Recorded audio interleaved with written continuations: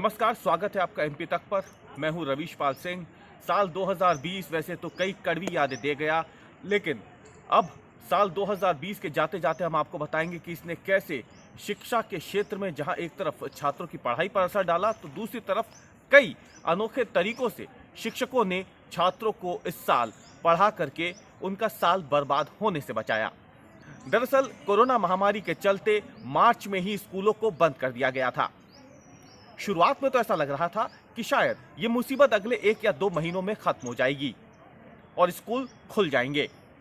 गर्मियों की छुट्टियां थी, लिहाजा सबको इस बात का अंदेशा लग रहा था कि गर्मियों की छुट्टियां जब खत्म होंगी, स्कूल आमतौर पर जैसे खुलते हैं वैसे खुलेंगे और जिस तरह से पढ़ाई होती है, सत्र की शुरुआत होती है, स्कूल में टीचर्स जाएंगे, बच्चे जाएंगे और उनकी पढ़ाई हो सकेगी। लेकिन ऐसा नहीं हुआ।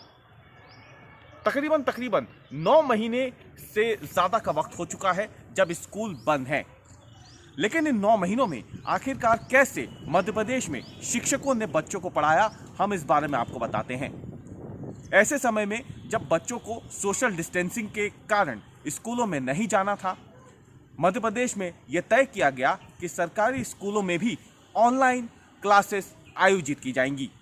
आमतौर पर निजी स्कूलों में ये प्रक्रिया शुरू कर दी गई थी, लेकिन अगस्त के महीने में सरकार ने यह फैसला किया कि राज्य के जितने भी सरकारी स्कूल हैं वहां पर बच्चों को अब ऑनलाइन तरीके से पढ़ाई करवाई जाएगी और इसके लिए एक ढांचा तरीका किस तरीके से किया जाए ये विकसित किया गया।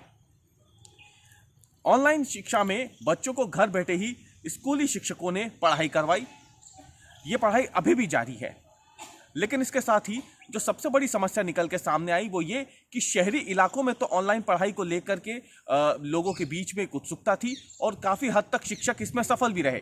लेकिन बात जब ग्रामीण इलाकों की आती है तो यहाँ पर जो इंटरनेट की सुविधा है, जो कनेक्टिविटी है, वो एक बड़ी समस्या बन के उभरी और यहाँ के स्कूली जो बच्चे हैं, खासतौर से सरकारी स्कूल में पढ़ने वाले, वो कई जगहों पर ऑनलाइन शिक्षा के कारण जो नेटवर्क नहीं मिलता था, कनेक्टिविटी नहीं हो पाती थी, शिक्षा से वंचित भी रह गए। हालांकि शिक्षकों ने अपनी तरफ से पूरी कोशिश की कि जहाँ तक हो सके ऑनलाइन नहीं तो घर घर जाकर के उन्हें पढ़ाया जा सके।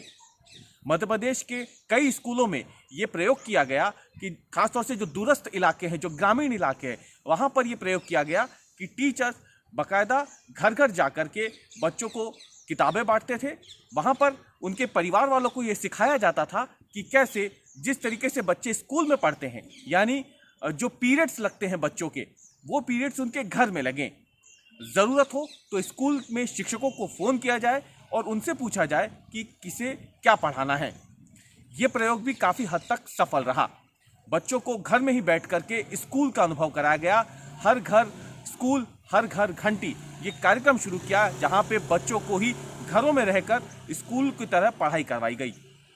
तो कुल मिलाकर के जहां एक तरफ मध्य प्रदेश में हमने देखा कि साल 2020 शिक्षा के लिहाज से बहुत ज़्यादा अच्छा साबित नहीं हुआ हो, लेकिन अपने नए नए प्रयोग से स्कूल शिक्षा विभाग ने और शिक्षकों ने कोशिश की बच्चों को पढ़ाने की, ताकि उनका ये साल बर्बाद ना हो सके।